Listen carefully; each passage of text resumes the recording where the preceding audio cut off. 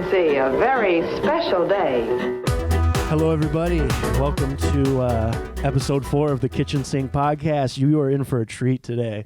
I got my buddy Brendan, the Brendan Handlen, one of the... Wow, yes, very special. That's right. One of the best writers and creators that I know. And I'm not just saying that. It's the truth. Every time we talk, like as soon as you leave or I leave or whatever, there's always something that you say that sticks with me that says, damn. Well, that's very, very kind. I'm glad that I can do that for somebody because it is difficult to do for yourself. So, hey, man, look, we basically just had a mini podcast in the car on the way here.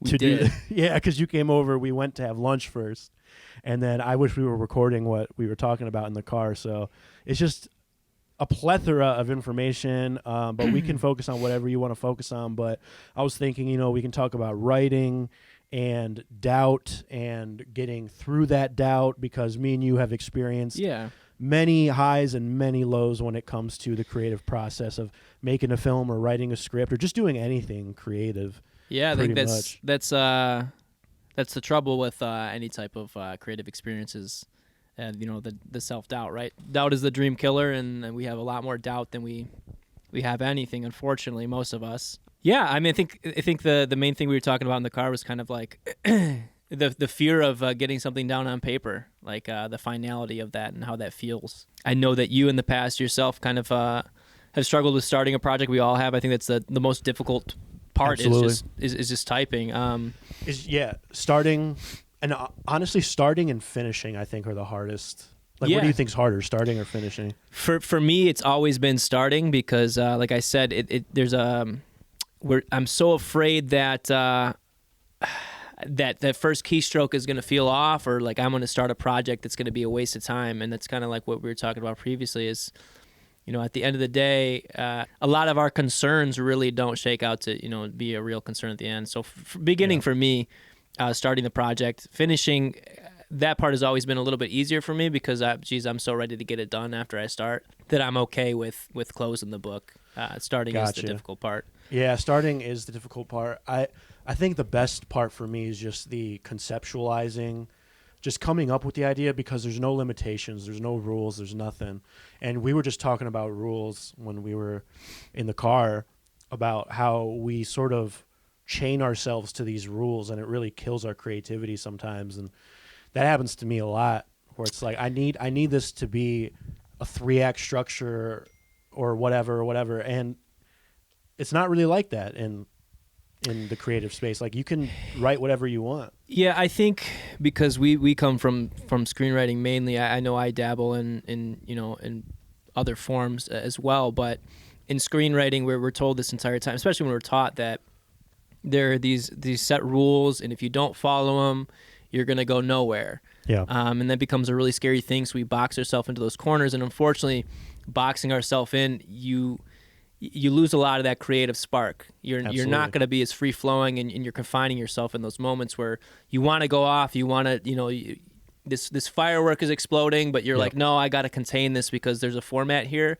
And I think the main thing we have to remember, and I'll say it and say it again, is forget the rules, especially with the first drafts, because the rules can be applied later. Just tell the story first, and then you can go back and you can place those formalities on there if you need to or if you want to. Yeah. And another thing to keep in mind too is, like, we're not always writing to sell. We're not writing for him to make this. Mm-hmm. We're writing for ourselves first and foremost. Yeah. So. Like you said in the car, there's no expectation from other people when we're writing, but we put this pressure on ourselves as writers and as creatives, like, oh, this has to be as good as I know it can be. But it's like, in order to do that, you have to do it, so. I mean, if you don't start, you're not going anywhere. And that's what I mean. Yeah. The way I put it, I think, was, it's either sit on the couch, wasting time watching TV, doing nothing, or get on the page. And even if it sucks, hey, so what? You wasted the same amount of time you would have been doing nothing, and you took a chance. Exactly. And that's the thing is, being so afraid to start something, and it sucked, and you wasted your time, but in the end, you took your shot, and it was a lot better than not taking that chance and sitting there and doing nothing to begin with. So absolutely. So like I said, starting has always been more difficult, but just start the clock on it. Just start writing and put yourself in there and see how that goes. Yeah, that could be kind of that can be sort of a mantra for life, really. You just got to take you just got to take that leap, and I know that's been said before. We're not the first people to ever say that, but it's true, because now that we're older, now we're adults, in our late 20s, early 30s, it's like we're coming across those moments in life that are like, oh yeah, I have to really take this jump, with my career and stuff and my creativity, and right. it's tough. It's not easy, but It is, and I feel like I've been writing since as long as I can remember, being a very young kid. For sure. In the early days of writing, I know things were a bit easier because you didn't have your mind didn't place an expectation on yourself. Mm-hmm. It was a lot more fun back then.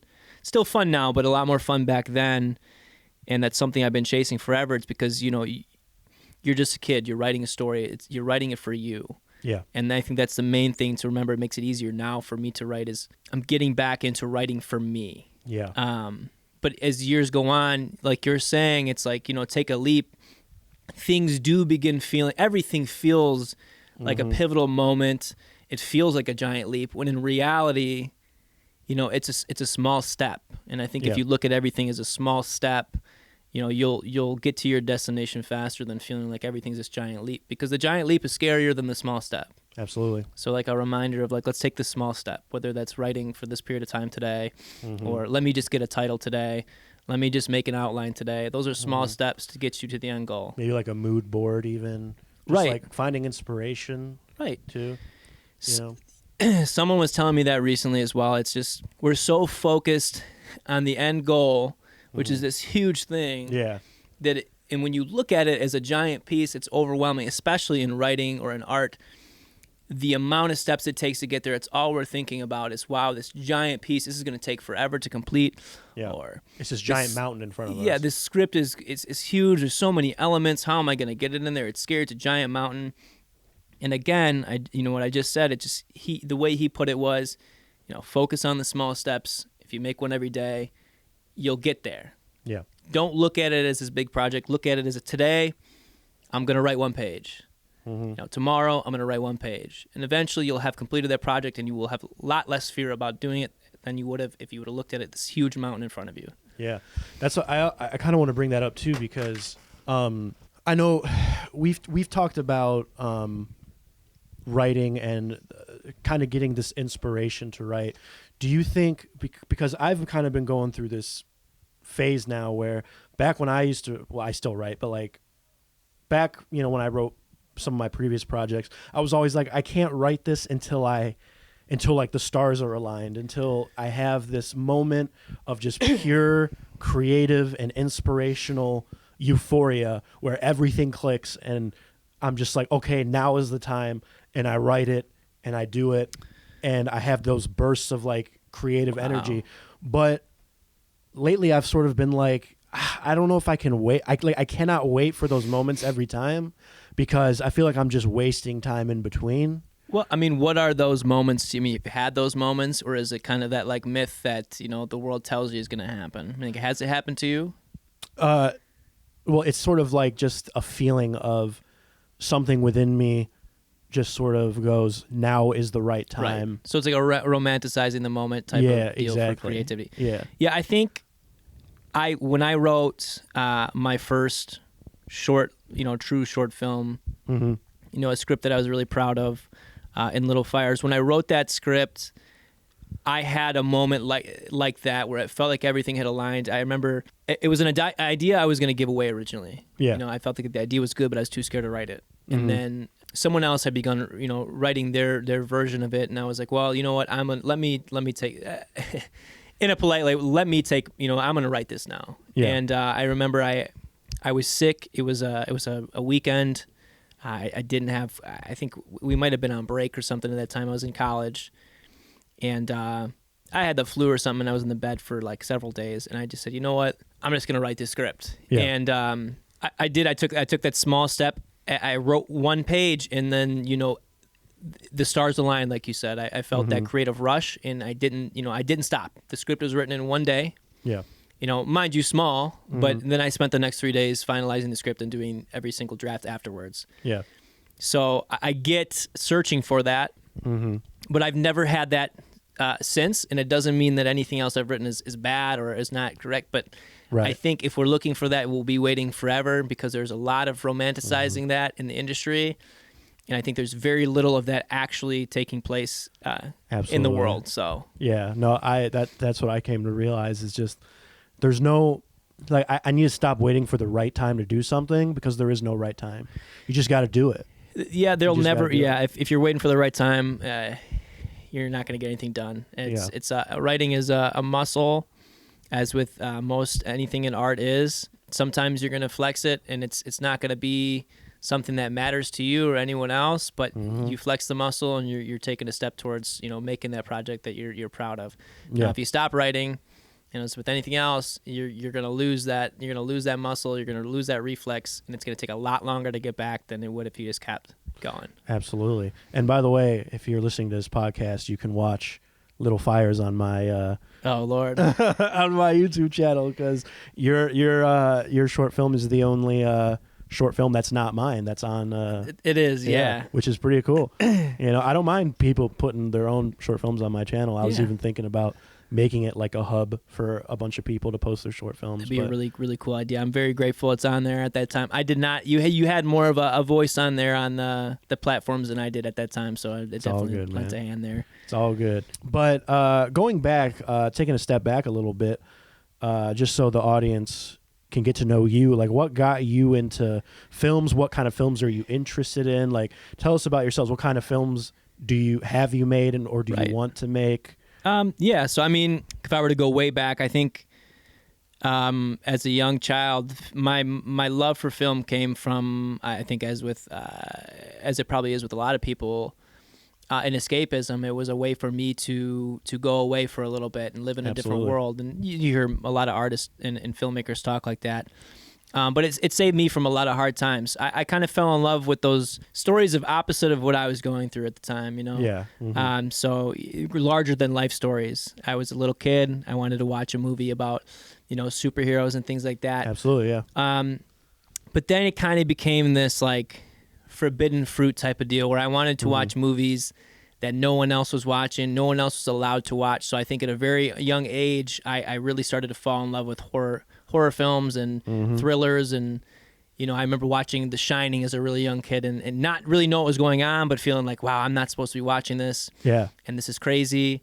And so it kind of started there with The Shining. And then from there, I kind of matured into my own writing. And that became more of just channeling what I was going through at the time. So I started getting more into, interpersonal films, things that were more of your dramas, more of your like, in high school, for me at least, your Sion France and Doremus and things like that, where I'm watching films about slices of life, like Winding Refn, kind of. Yeah. I mean, not so, maybe. Yeah. I mean, yeah, he's a little. Well, I'll cap it there, but I mean, you get the idea. Like films like Blue Valentine, or even films like Xavier Dolan's, Mommy, things that are just like crazy.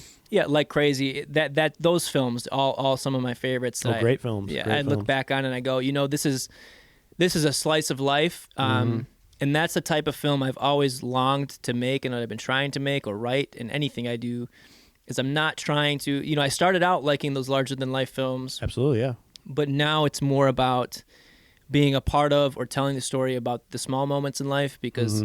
In reality, we have a lot more of those than we're ever going to have the big moments. Absolutely. And they mean so much more, especially to me. Oh, I 100% agree. I know me and you share a lot of the same sentiments when it comes to like what films we like and stuff like that.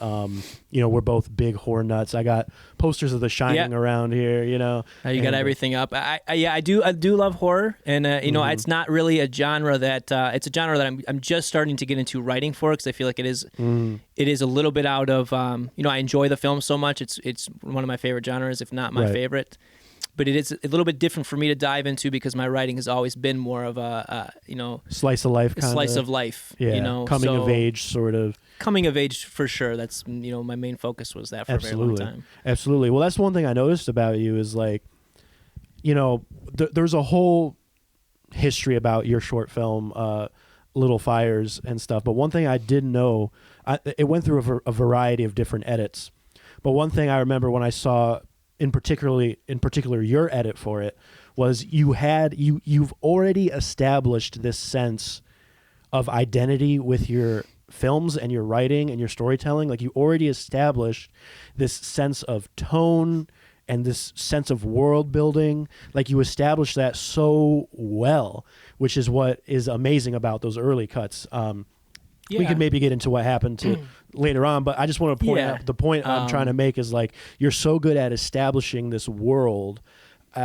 I came up with a word for it years ago, and I can't remember. It was something suburbia. It was like a suburban surrealism almost, I think you had put it. Yeah, I remember. Yes, that's what it was. It was surreal suburbia. I remember because that's been my my handle for it this entire time. So when people ask what way to put it. So it's suburban surrealism. Like, it's so good, though. It's so freaking good, and it's so you that it makes me jealous, because I'm like, man, I wish I could make something that is so distinctly me, just like that, you know?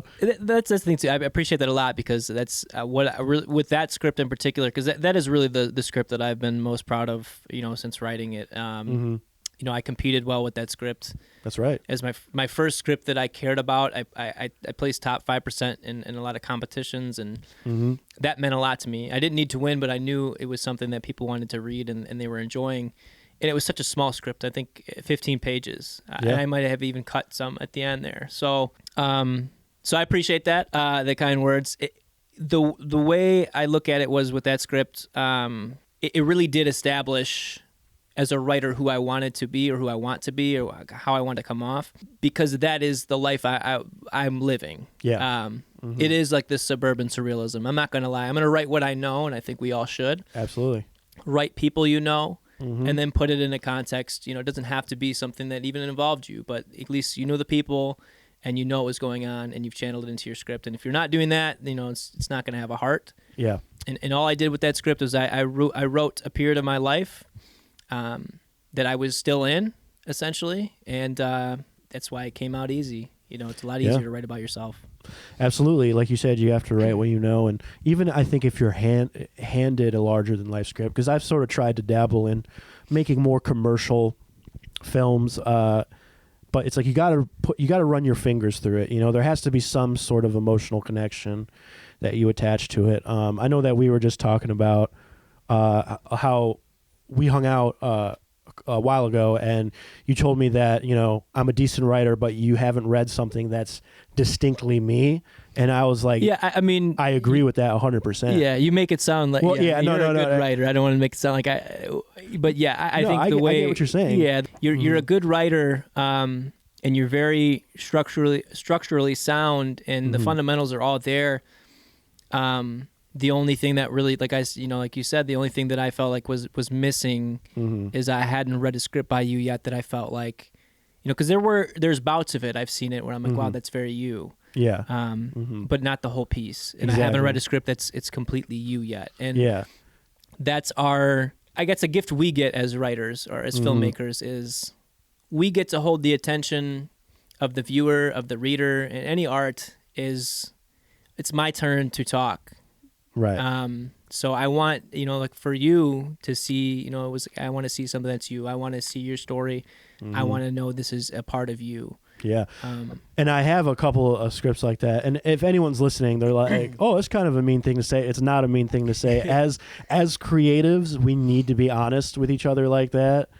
100%. Like, if I make or write something that's not good, like, you got to tell me, you got to be straight up.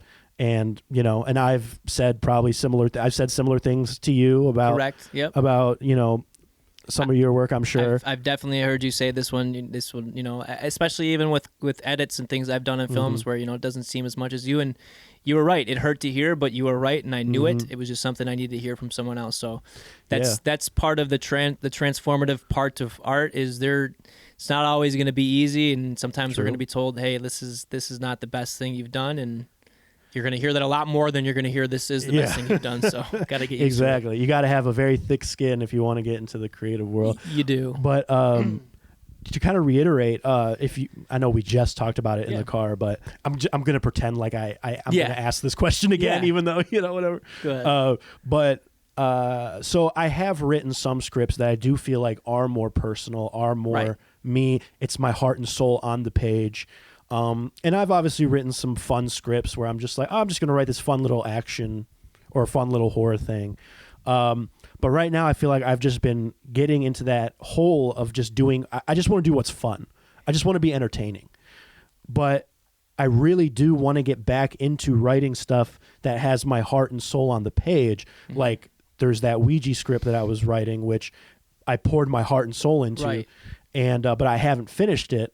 And I'm thinking about picking up where I left off. But like, why do you think it's so difficult for me and other writers as well to kind of break through that barrier and go to those, go back to those scripts? So I'll preface this with breaking the barrier is the hardest part, but once you do break that barrier and start telling your story, start talking about something that may be difficult for you in whatever way you're choosing, whatever form, you're gonna find the catharsis in that, and it's gonna be the best story you've told at that time. It's gonna come flowing out. Really, it's a need for us to talk, and that's what we're doing with our art. Mm-hmm. If we're not telling something, if we're not talking through our art, if not for us or for someone else, we have a piece of art that doesn't have a heart. You know, it's just gonna end up being lifeless. Like most of the things we're seeing these days that. True.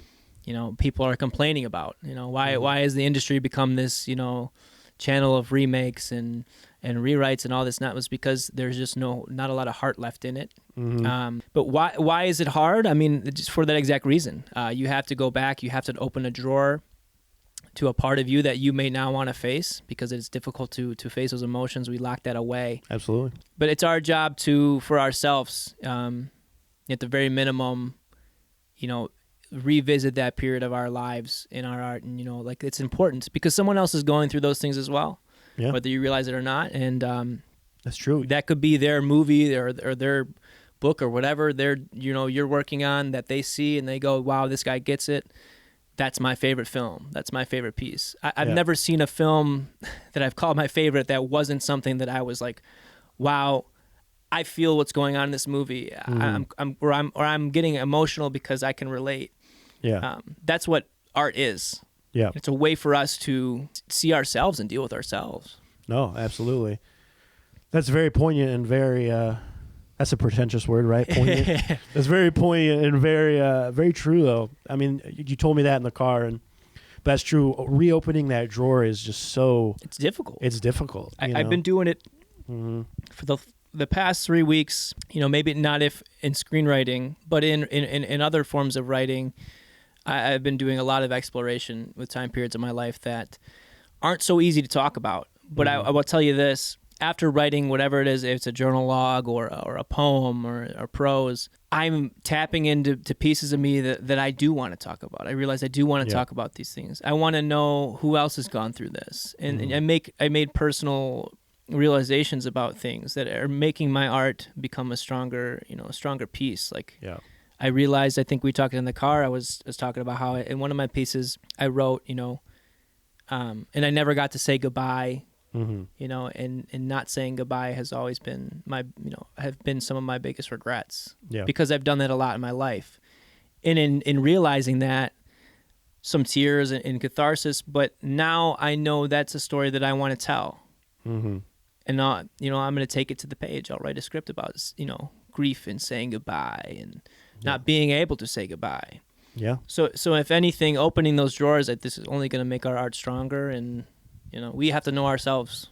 Absolutely, and that's you need to put yourself in your work, and I've realized lately I haven't really been doing that, but now I feel like I've sort of kind of grasped that, because when I was working on Aaron Black, that obviously didn't end up getting made. But for those of you who don't know, I was doing a Kickstarter campaign for Aaron Black to do like a bigger short film, and we made like a teaser to get money for it. But then Warner Brothers came in and said, no.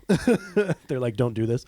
But anyway, I remember I wrote the script for Aaron Black, and it was fun.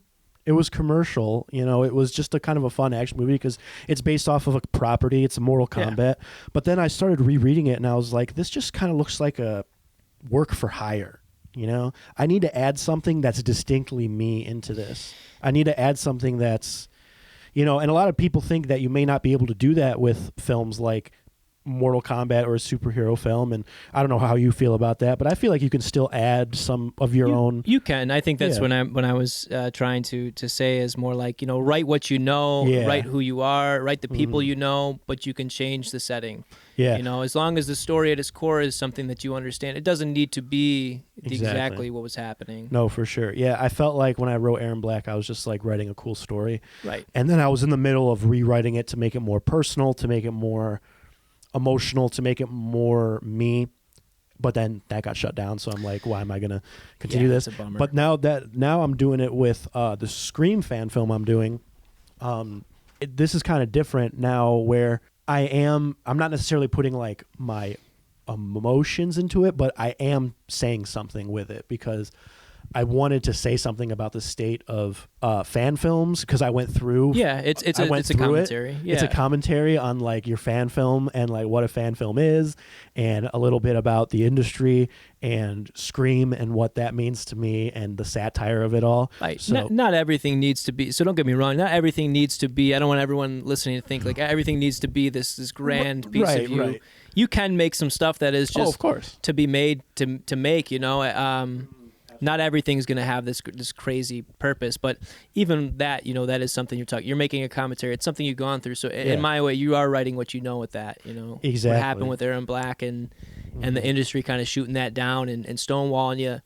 That's something to talk about. And I think the fan film's a fun way of doing that. Yeah, absolutely. So yeah, I totally agree. I just think it's just kind of my way of saying, like, you know, you don't have to make a very, Terrence Malick, Stanley Kubrick style film to like bring your emotion into it. Like, you can make something that's more lighthearted, but you can still be saying something. Because I think when you take that out of it, like completely, then I feel like it's soulless. Then it's just like you just wrote a story.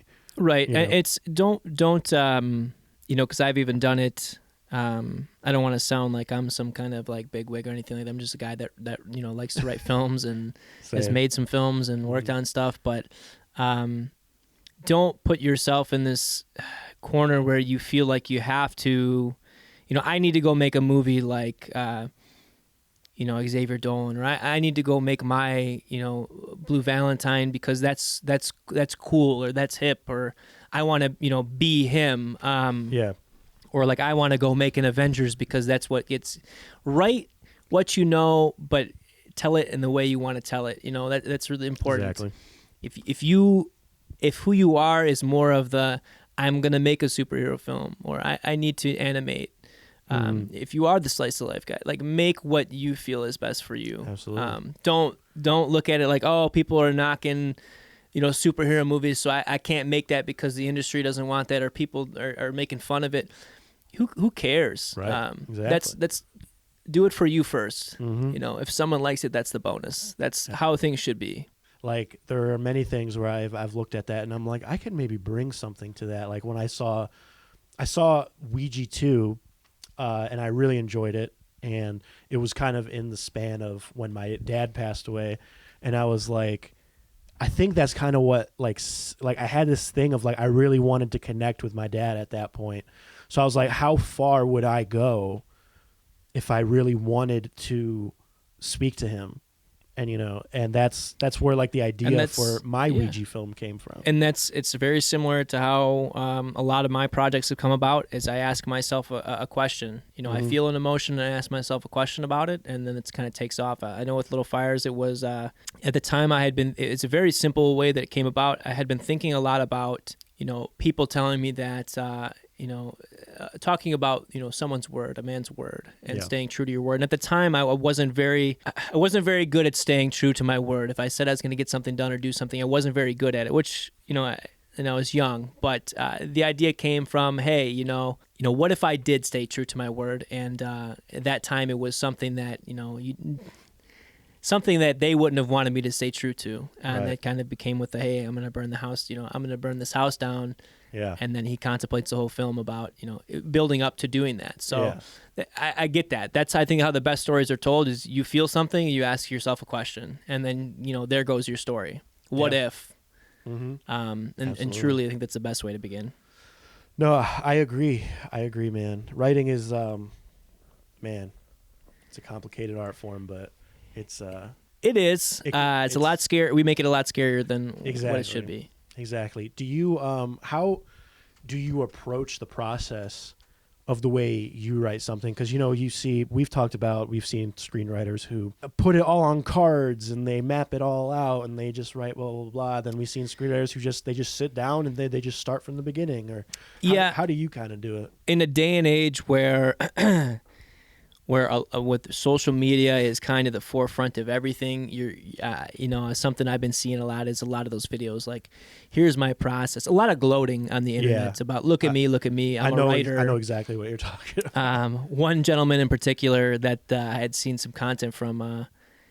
It was like this crazy process that he had put out, and it was like a bajillion note cards and sticky notes and his 6 computers and all these things. And honestly, that's okay for him if that works. I'm not like that at all. It doesn't need to be like that. I think when it gets like that, you're really trying to be something that, in my opinion, I would be trying to be something that I'm not. Right. Mm-hmm. I'm a disorganized person. Yep. Me too. Organization scares me, and it does not help me very much, especially in my creative process. Same. So the way I begin truly is I've been writing the script in my head for about a month. I've got the scenes written down somewhere sporadically, just a mess, and then I just take it to the page, and from there we go. I was literally just about to say that. Like I write it in my head for a couple months, and then I just keep it there, and then maybe I'll write it down, and they'll be somewhere. Right, and whatever I forget, it wasn't meant to be in there, because that's another thing that's going to happen. So I'm going to write scenes in my head, and the ones I remember are meant to be in the script, or are meant to be in the writing. Oh, 100% agree, dude. 100% So agree. for me, none of the note cards and sticky notes. Have I done those things before? I have when it felt necessary to do sticky notes. But even I did that in an unorganized, disorganized way. Yeah, same here. So do whatever works best for you. Some people need to organize their thoughts that way. They're very meticulous. Mm-hmm. There's no one way to do it. No, there's not. You don't need to be that guy if you don't want to be. Are you not making $150,000 a year as a screenwriter? Right. No, I'm not. I'm actually very. I really am not. No, that's how they get you with those They do videos. with those hooks. And it was like, oh my God. This particular person was not to talk poorly on anybody, but it was just a lot of gloating about, look at me, I wrote a few scripts that did well. Yeah. And to me, for who I am, writing has never been, or screenwriting and film has never been about money, clearly, because I don't have any. But it's not about money for us, though. It's not. It truly is. Hopefully, don't sound pretentious, but it's about the art in. It's about talking. Talking because in telling stories that I can't always just tell everybody outright. It's easier to put on the page. So a lot of this internet gloating, I sold this script. Me, I just want to be like, I wrote something that's special to me, and I hope somebody likes it too, and this means something to you. I remember I didn't talk to Leigh Whannell, but I sent Leigh Whannell a tweet. This was years ago when I had Twitter. I think I remember this. Yeah. Yeah, and I asked him, I'm like, well, how do you get ahead? When you don't have any scripts under your belt and you're a nobody from a small town. And he sent me a video answering that question. And he basically said, just focus on writing a script, like write who you are down on a script and it'll sell itself. I mean, he said a little more than that, but I'm just, I wish I kept that video, honestly. At least you have it in your head, and that's good advice because, and that's advice like I even need to take myself, even more. I preach it, but I got to practice it more. But it's true. In a world where there is so many lifeless films, for lack of a better way of putting it, I hate to be that guy, but the films that are being put out now, it is all financially centered. Most of them. Oh yeah, because it's a business, right? And you have a harder time finding those independent films or those films that like it's a passion project. You have a harder time. They're there, but you have to look for them more so now than you used to. Absolutely, I feel like they've sort of been relegated to a certain like streaming service, like you know, like there's not a lot of there's not a lot of I'm thinking back to, you know, when we were in high school. You know, not to romanticize it too much, but around that time, I feel like from at least like 2012, you know, or let's say 2011, maybe 2015, there was a long stretch of time, at least for me, where there was a lot of good independent films being put out that felt like they were really telling a story that I really wanted to see, and they were getting a lot of recognition. Now you kind of have this day and age where there are films like that out there, you know, like you're saying, they're just harder to find. I feel like back then there was more of an access to them. But, would you say that independent films now have sort of become, I mean, they were always their own industry, but now I feel like it's definitely become like a very industry thing. It's like Indiewood, you know, and they've definitely been taken over quite a bit, which I don't want to get into this like the political aspects of this too much, but I do feel like a lot of those films too have become like a way to make money, where it's like, you know, we do have a lot of lifeless films. Let me put this out because it's a change of pace, and you know, we'll win some awards and get some recognition. I'll use my recognition to go make my blockbuster next. But, you know, I think of movies like, you know, like After Sun, for example. That's a movie that, since seeing it, has not left my mind. And that's a film where that's truly to me what a film should be. Mm-hmm. And that's what I want to see and what I think people need. So then it just leads me back to, you kind of have the Hollywood execs taking over this independent market to kind of use it, but at the same time, we need people like you and whoever's listening to make movies about yourself and put them out there, so we still have those stories being told, absolutely, for different reasons. And I think they'll do well because there is a shortage of real films like that right now.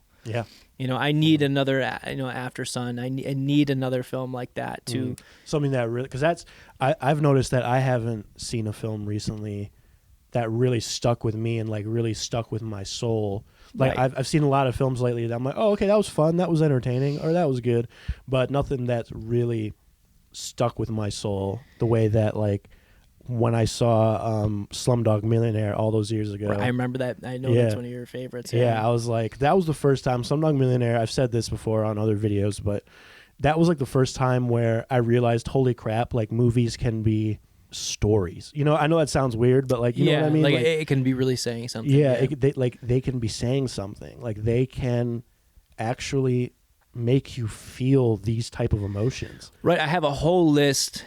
Yeah, I'm going to mention Letterboxd. So it's in it. But, you know, of course, we got to have that. But I have a whole list on there just called Made Me Feel Something. Yeah. And so I get what you're saying. The movies that stick out the most to me, and this is why I emphasize it in the art form, is that's the point. They made you feel something. Right. To me, that list is movies that made me cry, which is, you know, few and far between, but made me cry or even made me angry. Just any type of emotion, really, truly, if a film can make you feel any type of emotion, even if it's disgust, if that was the goal, they've achieved it, right? Not everyone has to like it, but if you made at least one person feel something, then you win. Yeah.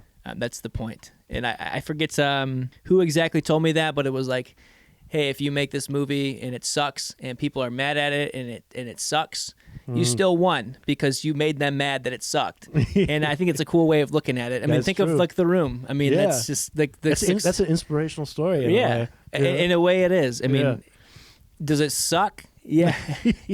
But it made a lot of people like confused and like that is an emotion, right? It's a way of feeling. So I mean, I guess it wins. Birdemic, right? Right. Birdemic was sick, man. Birdemic was sweet. It made me feel. I laughed a lot at that one. And, dude. Oh my God, I love watching those movies. I love it. You have to fall in love with films like that too, and they're fun to watch for different reasons. So I mean, at the end of the day, do whatever you're going to do, and somebody's going to appreciate it somehow. Maybe not in the way you want them to, but they will. Right. And you know what's funny is I started a whole new YouTube channel. I don't know if you saw that, but I started a YouTube channel. I believe I did. Yeah. That basically specializes in so bad it's good trailers and stuff, where it's like a bunch of fake trailers for fake movies, and it's like. It kind of takes you back to like the video store days when you would just be browsing and you would see the cover or a poster and you're like, that's amazing. And then you watch the film and you're like, this is garbage. Like they put more effort into the art of the film just to sell it. Yeah. You know? I mean, that's what I've been doing. And, but it's funny because with The Room and Birdemic and stuff, like they actually thought they were making masterpieces, and that's what makes it so funny. Making something so bad it's good on purpose is actually pretty difficult. I've come to. It is. I've come to realize there is like a certain level of insanity it takes to kind of get that effect. But I do appreciate those films for what they are because I got a kick out of them. Oh, and I would go back and watch them again and show people and laugh at them. And not to be mean, but I mean, geez, they won. A compliment. Yeah, it's a compliment. You're saying like I enjoyed this movie, maybe not in the way you expected, but I did. I still enjoyed it. Yeah. That's like most art. There's a way to enjoy it. Absolutely. Whether it's at their expense or whatever you want to, however you want to put it. Like I just saw the movie Ape, APE. Oh my gosh, dude. Yeah, hilarious, like so funny. It was so bad. I think you were telling me about I gotta check that out. Oh my gosh, dude, it's so funny. I was trying to think of like I had a whole. What did I watch? We went through this phase where we had created this wheel, and we put movies in there. You spin the wheel, and whatever it lands on, everyone would put movies on there, ridiculous or not, and you spin it, you land on it. Birdemic was one of them, but. There's quite a few films on there that were just a bit ridiculous. I saw a film called Posum, and oh yeah, you showed me the trailer for that film, right? Yeah. And Posum, something that I probably would have never seen otherwise had I done this wheel thing. It was as equally terrifying as it was just completely like ridiculous. Yeah. I don't remember the name of the director. But that movie, it really succeeded in what it was doing, which was making me feel very negative emotions about puppets and all kinds of different things that are being insinuated in the movie. But yeah, Possum, that's one of those movies where like it goes to your point, like maybe that wasn't the effect they want, but I watched that and it just kind of ruined. It just kind of ruined me for a few weeks. Well, that's the interesting thing about art is like you make a piece of art and for you, it's this thing. Right. And then you're sort of putting it in the hands of other people. You're like, come up with whatever you want. And sometimes what they come up with is completely off base. But it's fun. But it's fun. To see the reaction. I think that's one of my favorite parts of anything I do. Honestly, probably one of the best pieces of advice as well was that it's like, put it out there and whatever they take from it is what your work is. Absolutely. You meant it to be this way. That's what it means to you. To him, it means this. And that's as beautiful as what it means to you. And that's the point. Like, I'm sure I look at a lot of movies in a way where it's like, they wanted me to, they took this from that film where I'm looking at it as from this standpoint of like, oh, wow, this father-son relationship. That's the part I latched onto. But the home, it's Place Beyond the Pines. Like, some people got attached to the, man, Ryan Gosling's really cool in that movie. Yeah. Man, I want to get those tattoos. And like it's about his relationship with his, anything else, but that entire movie, of course, about like legacy. Legacy, tapped in with me about, my father and my life and the legacy I leave behind. And hey, I connected with what was intended, but some people were more focused on, man, that was real badass. I want to go rob banks. Exactly. So exactly. Every movie I guess it has, you could look at it whatever way you want. Dude, I'm going to make a video about this eventually, just on my normal YouTube, my dick around YouTube, Nico 9. But I made a short film called Firmament. I don't know if I think you've seen it, but I have. Yeah. So I didn't know this, but so Firmament, I don't know how I came across the word. Okay. But firmament just means like, it's a synonym for sky. Correct. It means like sky, the heavens. I'm like, oh, it's a cool word. So I'm like, I'm going to make a short film with this title because I'm like, it's a cool word. It's just a cool word. Yeah. And I'm big into astronomy. So I'm big into astronomy, so I was like, I'm just going to make a bunch of planets. I've done this before with other films like As Vast As. I'm just going to film some of my friends looking at the sky, and I'm going to put like a meaningful voiceover, because at that time I was like really overthinking about stuff. Yeah. And then I heard Alan Watts' overthinking thing. So I put that on there. Classic. Just completely... Yeah, that's the one where there's like the big, you could almost like Another Earth moment where you have the big, I got you. Exactly, yeah. And which I do like that movie, Another Earth. Yeah, Another Earth is a good movie. But And then I started getting these really weird comments, like, open up a science book, loser. I'm like, Okay. what? Or they're like, wow, it's like, you're overthinking school, aren't you? And I'm like, what is this? And like, a lot of people are like, there's no dome over the earth, idiot. And I'm like, what? So I looked this up even further, and it turns out that the term firmament is a term that was appropriated by the Flat Earth Society Oh, nice. to talk about the dome that's over the flat earth. Oh, nice. So now we have a bunch of people. Give the flat Earth. Like, Yeah. Okay, the flat Now we have the earther, flat earthers. The haters coming after you. Yeah, the haters are coming after me saying I'm stupid because I think the earth is flat, which I don't think the earth is flat. Yeah. And then I have the flat earthers who are coming to support the video, but then when I respond, I'm like, you're overthinking it, no pun intended. I do not think the earth is flat. I just thought it was a cool word. I think. And then they come at me, they're like, oh, well, this video is hypocrisy then. And I'm like, no, it's not. Like, I just thought it was a cool word. Yeah, just like made something you like just wanted to make real quick, and people coming out Yeah. just out of the woodwork for no reason. I think that's like the fun. It's like the terrible part of social media and Yeah. like the internet. And the best part, because people get so worked up about the dumbest things, know. and they really feel like they need to speak up about it to like just I just don't. You could do anything and people are gonna hate on it, man. Oh, It's- dude, I'm telling and you. you kind of have to enjoy that part of it. It's like I said, it's the same thing that goes back. Is like you're getting a reaction. Yeah. Whether it's the one you intended or not, you're getting engagement. You're I'm getting a just reaction. sitting back and enjoying it. I'm like, Right. you can believe what you want to believe. Like, I've made my statement very known. I said I do not believe the earth is flat. I'm like, I just thought it was a cool word. It's almost like it's fun to put something out there just to get that the reaction from those people. A lot of like the stuff I do on social media, it'll be for that purpose. I do things very like sarcastically. Oh yeah, there and was people take it very serious. Yeah, seriously. There was a I don't know how I came across this too. I just come across weird words. Yeah.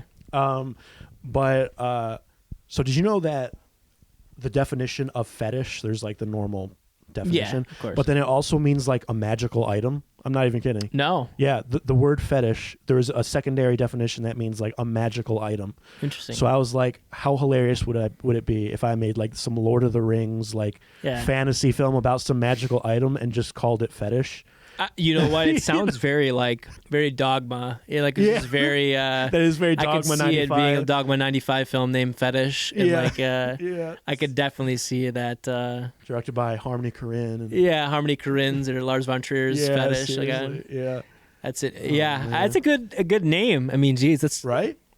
sometimes all it takes is just come up with a title for your script for your what I'm movie, and then saying. just go and make it. That's what I'm saying. Seriously. I love coming up with titles. So that's why when I saw Firmament, I was like, oh, cool. Yeah. And I literally did no more research than just looking up the definition, which was the sky. And I'm like, there oh, you okay, go. Cool. That's the way it was supposed to shake out, right? Yeah. You just came up with the title first, and then It's a case study on what people will project onto a piece of onto art. exactly You know? what we project onto that art. Yeah, Like exactly.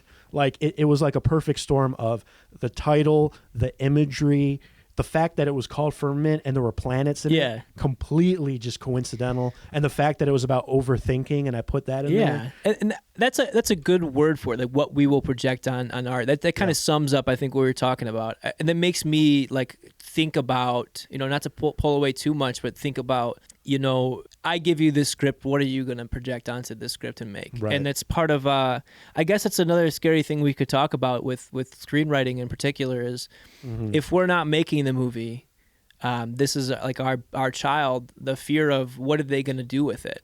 Yeah. And I kind of had that happen with some of my work where, I won't get into specifics, but, there was my cut and there was this guy's cut and there was this guy's version, and you could see what they made of it, which is a unique and interesting thing to do.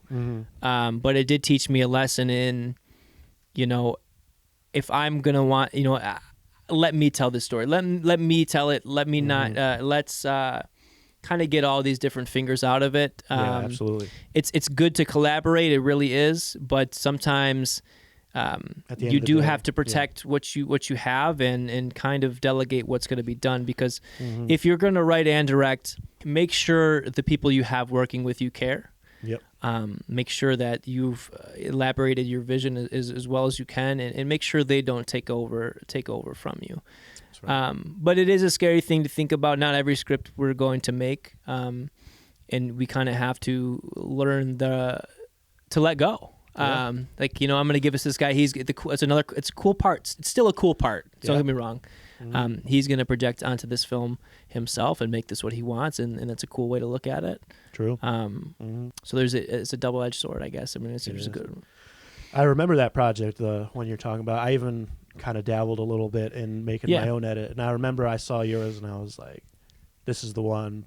But then some other people got hands in it. I mean, Little Fires as much of a disaster that it shook out to be, because it really was my first attempt. I mean, it was my first attempt at making a film, like truly directing a film. I wouldn't say making a film, but like screenwriting, directing. It was my first like official production. Yeah. And then we crowdfunded a lot of money. It was going to be like my thesis, essentially. Yeah. And there was a lot of eyes on it, a lot of pressure behind it, because the script had gotten so much attention, and people really loved that script, and I really did too. Oh yeah, it was a great script. And a lot of people wanted to be a part of it, and at the time it was, you know, I wanted to let everyone be a part of that. Yeah. And I was kind of like a lost puppy. I was at a weird time in my life where I was finally kind of getting my roots in my little section of the industry and in my section of the art. Yeah. And making a name for myself without really having done much. So the pressure was like tremendous, and I mean, as special as the script was, I mean, the film kind of shook out in a really rough way. I know that there was some there was like a lot of practical kind of, not practical, what's the word? External factors that really, I mean, we had a few people quit. I mean, I won't get too deep into everything, but there was just some stuff sort of out of our control that happened, or out of your control. I had a mentor at the time who was really important in my art. Still taught me a lot, and always forever be grateful for that. That I really looked up to, and I think in the final part of that production, I was trying to emulate their art to a great degree, because I had looked up to them so much. And it is very it is okay to emulate, but I guess a key takeaway is just don't lose yourself in that. You know, don't feel like, be yourself, be authentic. Yeah, absolutely. And that's goes back to the projecting the art. I let other people. I said it was okay, to project themselves onto that, and the film kind of got taken away in that direction. Yeah. And one of my biggest regrets on that film is that, in the end, it didn't feel like it was my fault, because no one really did anything wrong, but I kind of let that get away from me because I was so worried about impressing people, and I just wanted to make something that was cool. And in the end, I had lost the part of me that was in the film kind of was gone. Yeah. And, but those are the type of things that as filmmakers and creatives that we have to go through, We've done many projects where, it started as something and then something happened and it just kind of got away from us. It's scary like that. Yeah. Sometimes it's sometimes for the benefit of the film, but sometimes it's, to the detriment of it. So. Well, I mean, I guess in the end, I learned a lot about it was a learning. It's a learning experience, not to be cliche, but it kind of taught me that I don't want to make movies unless it's with just my friends. Right. I don't like when there's too many hands on it. Yeah, exactly. But that's just me. No, for sure. But yeah, I mean, how long have we been going? Oh, we about an hour, 55 minutes. Yeah, it's not bad. So you want to wrap this up? Before we wrap it up, is there anything that you are working on? Anything you want to talk about? Any? Remember you're making. Was it big things coming soon? Yeah. No, I have. There's so many different scripts I've got on the back burner too, but. Right now, I am writing a script, a feature film called The Silence, not to be mistaken with The Silence, but right. It is a horror film. It's I won't give away too much, but I am working. It is a horror film, but it's really cool. That's all. Yeah, it's set. It's a period piece, and it's kind of a psychological film, and it's going to involve skinwalkers it kind of has elements of The Thing in it in a way. It kind of drew from that, and it is kind of in a winter setting. So I'm really excited about that. Slowly coming together, I'll say. It is kind of more of one of the most challenging scripts I've written because there are so many elements in it that I kind of do need to work with. But at the same time, I'm working on a few scripts that are a bit smaller scale, and those will be made into short films, hopefully, and you guys can see those come out pretty soon. Yeah, and I am very much looking forward to it. Real quick, Yes. when you were talking about that you took inspiration from The Thing, my mind kind of went Yeah. to another place, and I feel like we should mention this as well. Okay. I remember a while ago, and I've struggled with this too, but and you've struggled with it, is originality in your own art. And I remember that, you had there was a big stumbling block in front of you, which was people have already done this before. Right. Yeah, I And- did go through a big bout of that. Yeah, It's a big problem. and I've gone through that too, but I've always said just don't focus on how similar it is, focus on how different it is. Yeah, and that's some of the And, best advice I've been given on that topic because it is something I did struggle with.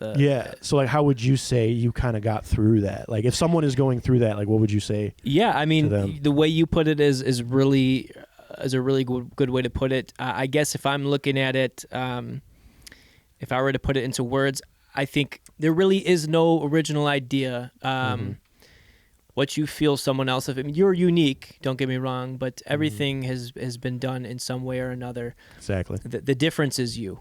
So this story may have been told by a different person. I mean, you may have told the story, but my version is because my version is going to be special because I'm telling it. So Exactly. it's exactly what we're talking about with projecting onto the film. So Yeah. make it. Don't be worried about, this guy did it, or, this is similar to this. There's always going to be something similar. You're the difference.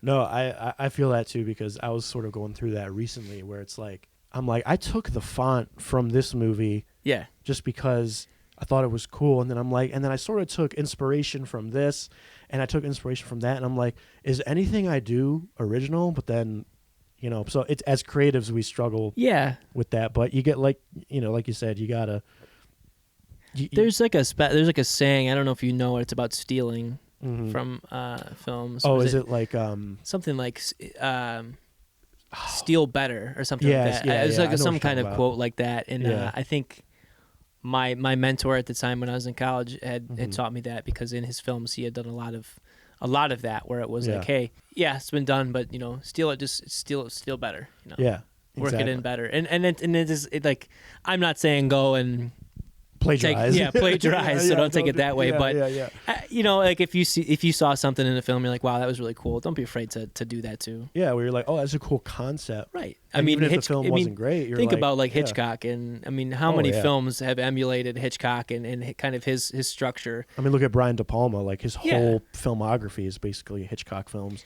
Yeah. Are we Yeah. to say that anything that came after Argento that was kind of Right. Yeah. surreal like that, that's going to be like, that's stealing, or that's plagiarism, or Right. that's not okay. I mean, if look Yeah. at films after that, and you're like, those are sweet too because someone else told them. So Exactly. yeah, no, I mean, it's a good topic to bring up. I definitely did have a rough period with that where I was very concerned about being original. Yeah, I know we were wrapping up, but that just came to me, and I'm like, Yeah. if someone was going through that, I figured you could help them out a little bit. So, Well, you helped me out, so I guess you're the one to help out on that. So I appreciate that. heck But, yeah, dude. Is there anything else you want to bring up, or anything else that's kind of... No, it's been fun. I feel bad for anyone who had to listen to me ramble on for an hour, but Nah, dude, I it's a appreciate it. privilege. Yeah, It's a privilege. Yeah, your small town writer who's ticking away in the room trying to overcome those writing battles. But yeah, no, it's been a lot of fun. I hope whoever's listening can take something away, and I Absolutely. guess the main takeaway is just flex that muscle. Just write as who you are right now. Write as who you are right now. Tell the stories that you know, and write about the people you know, and put them in places that, hey, that's where I want those people to be. Absolutely. And with that, Brendan, thank you so much for being on Thank this. you, Nico. Yeah, on this podcast. I'm shaking your hand like we're going to be parting ways, but we'll probably... we're gonna be sitting here still. But Yeah. Well, all right. Is it cool if I put your Letterboxd and stuff in the description? do your thing. All right, man. Cool. Well, it was nice having you on. And thank you Alrighty. guys. Subscribe if you want to hear more Kitchen Sink podcast and more great interviews like this one. And you guys have a good one.